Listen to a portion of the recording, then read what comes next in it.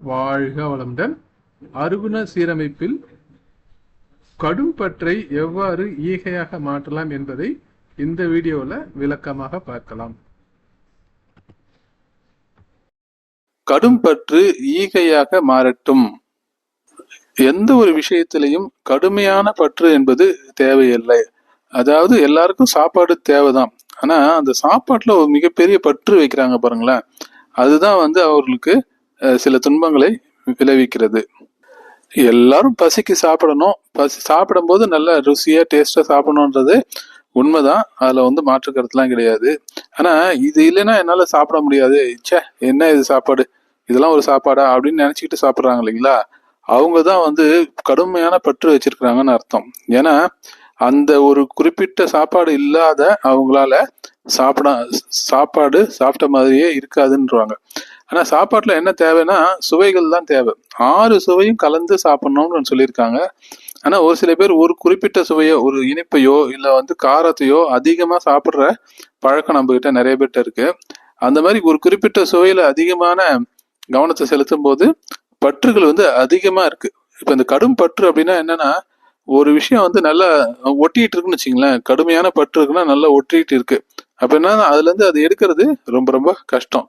இப்போ ஒரு பேனர் இருக்கு, அது பேனர்ல நல்லா பசையை தடவி செவுத்துல நல்லா ஒட்டிட்டாங்கன்னு வச்சுங்களேன், அப்ப என்ன ஆகும், அதை எடுக்கிறது ரொம்ப ரொம்ப கஷ்டமாகும். அப்படியே மீறி அதை எடுத்தோம்னா என்ன ஆகும், கிழிஞ்சிக்கணும். அதே மாதிரிதான் எந்த ஒரு விஷயத்திலையும் நம்ம பற்று அதிகமா வச்சிட்டு இருக்கும்போது அந்த விஷயத்துல நம்ம பிரிக்கிறதுன்றது ரொம்ப ரொம்ப கஷ்டமாயிடும். உதாரணமா பாத்தீங்கன்னா இப்ப மொபைல் போன் எல்லாம் கடும் பற்று வச்சிருக்காங்க. இப்போ போன்ல எந்த நேரமும் போனையே பார்த்துட்டு இருக்குது. போன் பிசிக்கலா நம்ம கிட்ட கையில ஒட்டி இல்லாட்டா கூட அது ஒட்டின மாதிரி தான், பசை போட்டு ஒட்டின மாதிரி தான் நம்ம கிட்ட போனு நிறைய பேர்கிட்ட ஒட்டிட்டு இருக்கு. அது இல்லாம இருக்கிறவங்க பழகணும். இப்ப நீங்க டெய்லி போன்ல பார்த்து பார்த்து பழகிட்டீங்க, அது வெளியே வரணும்னு நினைக்கிறீங்கன்னு வச்சுங்களேன், ஒரு 1/2 hour 1 hour போனை சுவிட்ச் ஆஃப் பண்ணிட்டோ இல்ல போனை சைலண்ட் மோட்ல போட்டுட்டோ வேற ஏதாவது வேலை பழகலாம். அப்ப என்ன ஆகுனா, போன் பக்கத்துல தான் இருக்கு, அது தேவைப்படும் போது நம்ம எடுத்து பேசுறோம், தேவைப்படும் போது அதை பயன்படுத்துறோம், மற்ற நேரத்துல அதை வச்சுட்டு பயன்படுத்தினோம்னா அதுல கடும் பற்று இல்லைன்னு அர்த்தம். ஸோ ஆன்மீகம்னாலே பற்றற்ற பற்றுன்னு சொல்லுவாங்க. இந்த பற்றற்ற பற்று அப்படின்னா அது கூடவே இருக்கணும், ஆனா அது இல்லாம இருக்கிற மாதிரி. அதாவது சாப்பாடுல எந்த அளவுக்கு பற்று அதிகமா இருக்கோ அதே அளவுக்கு விரதம் இருக்கிறதுலயும் பற்று வைக்கணும். அதுக்கு பேர் தான் பற்றற்ற பற்று. இந்த பற்றற்ற பற்றுக்கு ஒரு உதாரணம் சொல்லுவாங்க. நம்ம கண்ணாடியில நம்ம உருவம் தெரியுது இல்லையா, அப்ப நம்ம உருவம் அந்த கண்ணாடியில பற்றிட்டு இருக்கான்னு கேட்டீங்கன்னா ஆமா பற்றிட்டு தான் இருக்கு. ஆனா நம்ம எப்ப அந்த கண்ணாடியை விட்டு நகர்ந்து வரணுமோ உடனே அந்த உருவமும் கண்ணாடியில இருந்து விலகிடுது. அப்ப அது பற்றாமல் பற்றி கொண்டிருக்கிறது அப்படின்றத உதாரணமா சொல்லுவாங்க. இது நீங்க பழத்தங்களை எடுத்துங்க, சில பழங்கள்லாம் எடுத்துக்கிட்டீங்கன்னா அதுல பற்றே இருக்காது. இப்ப ஒரு பச்சை வாழைப்பழம் எடுத்துங்க, பச்சை வாழைப்பழம் தோல் எப்படி பாத்தீங்கன்னா அப்படியே கையில லேசா தொட்ட உடனே வந்துடும். அதுல ஒட்டிட்டு தான் இருந்துச்சு, இருந்தாலும் நம்ம கையை வச்ச உடனே அழகா வெளியில வந்துடும். அப்ப அதுல பற்று இல்லாத ஒரு பற்றுன்னு ஏதோ என்னுடைய சிந்தனைக்கு தோன்றுச்சு, அதை நான் சொல்றேன். அதே போல பொருளாதாரத்திலையும் பாத்தீங்கன்னா சில பேர் பணத்துல பற்று ரொம்ப அதிகமா வச்சிருப்பாங்க. எல்லாம் எனக்கு தான் வேணும், எல்லாம் எனக்கு தான் வேணும்னு சொல்லி பணத்தை சேர்த்து சேர்த்து சேர்த்து அதிகமா வச்சு கடும் பற்றோட அதிகமா தேவைக்கு அதிகமான பணத்தை சேர்த்து வச்சிருப்பாங்க. இதை பெரிய பெரிய மகான்கள்லாம் என்ன சொல்றாங்கன்னா, தன்னுடைய வருமானத்துல ஒரு குறிப்பிட்ட பகுதியை பிறருக்காக செலவு பண்ணுங்க. அது ஒரு 2% இருக்கலாம், இல்ல 5% இருக்கலாம். இது அவர்களுடைய தனிப்பட்ட விருப்பத்தை பொறுத்து. ஆனா உங்களுடைய வருமானம் எவ்வளவு இருக்குதோ அதுல ஒரு குறிப்பிட்ட பகுதியாவது மற்றவர்களுக்கு கொடுத்து பழக பழக பழக என்னன்னு கேட்டீங்கன்னா அந்த கடும் பற்று என்பது குறைந்து கொண்டே வரும். இப்ப பொருள் பற்றுல இருந்து நீங்க குறைக்கணும் அப்படின்னா ஈகையா மாறணும்னு சொல்றாங்க. அதாவது பணம் அதிகமா இருக்கும்போது அந்த பணத்துல ஒரு பகுதியை மற்றவங்களுக்கு கொடுக்குன்னு சொல்றாங்க இல்லைங்களா. அதே மாதிரி இப்ப இந்த மொபைல் அடிக்ஷன் இருக்கு. மொபைல் எந்த நேரமும் மொபைல் போன் பார்த்துக்கிட்டே இருக்கும். இதுல இருந்து எப்படி வெளியில வருதுன்னு கேட்டீங்கன்னா, இந்த பற்றுல இருந்து நீங்க என்ன பண்றீங்கன்னா உங்களுடைய எண்ணெல்லாம் இந்த வீடியோ பார்க்கணும்னே இருக்கு.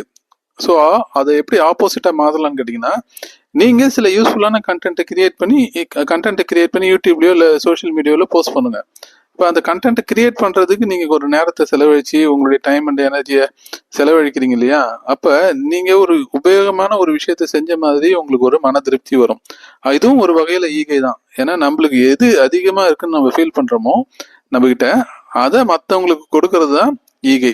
இப்போ உங்கள்கிட்ட நாலேஜ் அதிகமா இருக்கு, நீங்க வந்து ஒரு 5 வருஷமா வந்து சோஷியல் மீடியால நிறைய கண்டென்ட்டை பார்த்து உங்கள்கிட்ட அந்த ஒரு குறிப்பிட்ட கண்டென்ட் அதிகமா இருக்கு அப்படின்னு நீங்க ஃபீல் பண்ணீங்கன்னா, அதே கண்டென்ட்டை வந்து கொஞ்சம் இம்ப்ரூவ் பண்ணி உங்களுடைய புத்திசாலித்தனத்தையும் அதில் சேர்த்து நீங்க ஒரு புது வீடியோவை கிரியேட் பண்ணி அதை மக்களுக்கு போஸ்ட் பண்ணுங்க. அதுவும் ஒரு சர்வீஸ் தானே, அதுவும் ஒரு ஈகை தானே. அதனால 4 பேருக்கு பயனடையுதுன்னு வச்சுங்களேன், அதுவும் ஒரு நல்ல விஷயம் தானே.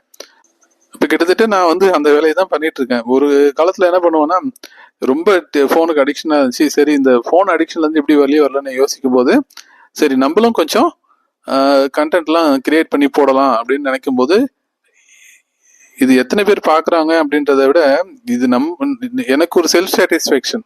ஏன்னா நம்மளுக்கு தெரிஞ்ச ஒரு நல்ல விஷயத்த 4 பேருக்கு சொல்கிறோம் அப்படின்ற ஒரு செல்ஃப் சாட்டிஸ்ஃபேக்ஷன். இது திரும்பி பார்க்கும்போது என்னன்னா, நம்ம வந்து இவ்வளவு டைம் இதுக்கு ஸ்பெண்ட் பண்ணியிருக்கோம், அந்த டைம்ல நான் இதில் ஸ்பெண்ட் பண்ணா என்ன இருக்கும், சும்மா வெட்டியே உட்காந்துட்டு ஃபோன் பார்த்துக்கிட்டு இல்லை வேற ஏதாவது பண்ணிட்டு இருந்திருப்பேன். ஸோ என்னுடைய நேரத்தையும் நான் நல்ல முறையில் பயன்படுத்தியிருக்கேன்ற ஒரு கான்ஃபிடென்ட்டும் ஒரு சந்தோஷமும் எனக்கு இருக்கு. அதனால கடும் பற்று உங்களுக்கு வேணாம் அப்படின்னு கேட்டிங்கன்னா, கடும் பற்றுலேருந்து நீங்கள் வெளியே வரணும்னு ஆசைப்பட்டீங்கன்னா, உங்ககிட்ட எது எக்ஸஸாக இருக்குன்னு நினைக்கிறீங்களோ அதை வந்து மற்றவங்க கிட்ட ஷேர் பண்ணுங்க. வாழ்க வளமுடன். வேதாத்ரி மகரிஷி அவர்கள் 6 தேவையற்ற குணங்களை சீரமைத்து நற்குணங்களாக மாற்ற வேண்டும் என்று கூறியுள்ளார்கள். அந்த 6 தீய குணங்களும், அதாவது தேவையில்லாத குணங்கள் என்னன்னா, பேராசை, அது நிறைமனமாக மாற வேண்டும். சினம், அதாவது கோபம் வந்து பொறுமையாக மாற வேண்டும்.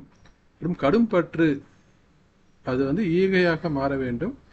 4வது, முறையற்ற பால் வேட்பை கற்பு நெறியாக மாற வேண்டும். 5வது, உயர்வு தாழ்வு மனப்பான்மை, இன்ஃபீரியாரிட்டி காம்ப்ளெக்ஸ்ன்னு சொல்றாங்க இல்லையா, அது நேர்நிறை உணர்வாக மாற வேண்டும். கடைசியா 6வது, வஞ்சம் மன்னிப்பாக மாற வேண்டும் என்று கூறியுள்ளார். இதை பற்றின ஃபுல் வீடியோ இருக்கு. அந்த வீடியோட லிங்க் இங்கே கொடுத்துருக்கேன், செக் பண்ணி பாருங்க. நன்றி. வாழ்க வளமுடன்.